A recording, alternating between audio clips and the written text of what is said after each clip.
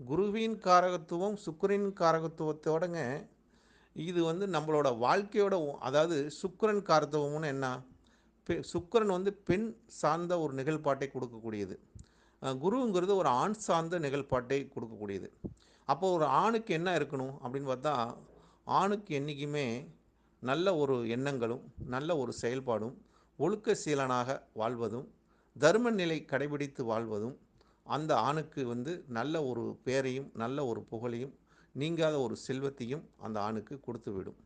அதனால தான் அ தர்ம திரிகோணத்திலே 3வது வீட்ல வந்து குருவுக்கு வந்து உபயத்தன்மையில வந்து ஆட்சிய குடுத்தாங்க. தர்ம நிலைப்படி இருக்கணும்னு சொன்னாங்க.